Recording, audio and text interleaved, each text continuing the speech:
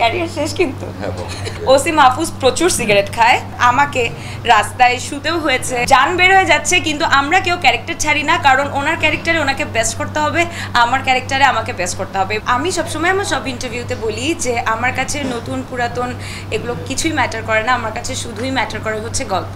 তো এমন হয়েছে না যে আমি নতুন আর্টিস্টের সাথে কাজ করেছি, সে তো নতুন, কিন্তু এই যে গল্প সুন্দর, চরিত্র সুন্দর, সেটার ক্ষেত্রে আসলে আমি আর কোনো কিছু জাজ করি না।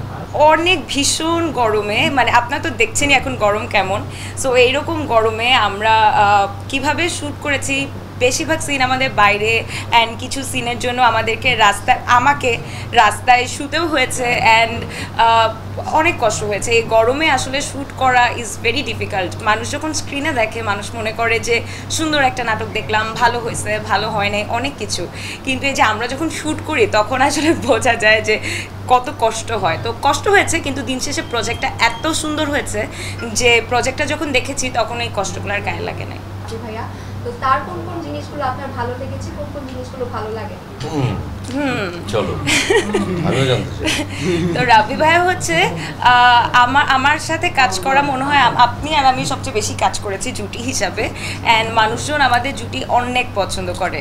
তো কখনো কোনো গল্প আসলে আমি যখন শুনি যে আমার অপোজিট ক্যারেক্টারে রাব্বি ভাই আছে, আমার অনেক মানে আশ্বস্ত লাগে যে আচ্ছা ঠিক আছে, খুব নাইস হবে। কেন নাইস হবে?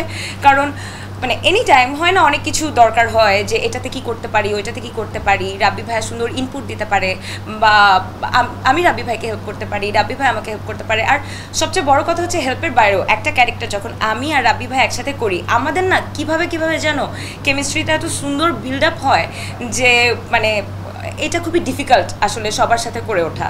তো রাব্বি ভাইয়ের সাথে এটা আমার একটা প্লাস পয়েন্ট। তিনটা গুড কোয়ালিটিস, দুটো ব্যাড কোয়ালিটিস রাব্বি ভাইয়ের ক্যারিয়ার শেষ কিন্তু। আচ্ছা, সো গুড কোয়ালিটি তো এটা সবাই মানবে যে উনি খুব সুন্দর করে কথা বলে, ওনার কণ্ঠস্বর সুন্দর, মানে যখন আমাদের কিছু করার থাকে না এই সময় ওনার সাথে কথা বললে অনেক কিছু জানা যায়। আর হচ্ছে গান গাইতে পারে সুন্দর, খুব সুন্দর গিটার বাজাতে পারে। আর ব্যাড কোয়ালিটি বললে তুমি আর টের দেবে না।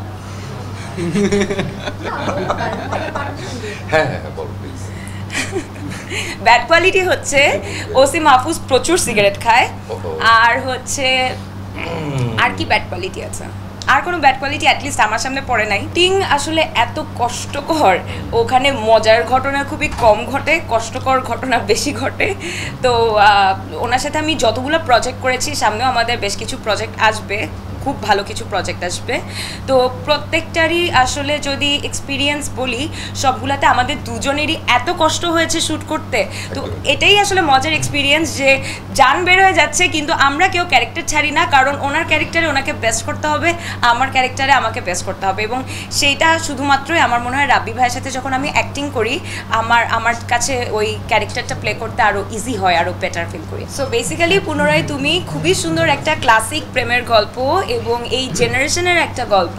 আমার মনে হয় আপনারা যখন দেখবেন আপনাদের অনেক ভালো লাগবে, এবং আপনারা অবশ্যই দেখে আমাকে জানাবেন, রাব্বি ভাইকে জানাবেন, বা আমাদের পুরো টিমকে জানাবেন যে আপনাদের কেমন লেগেছে।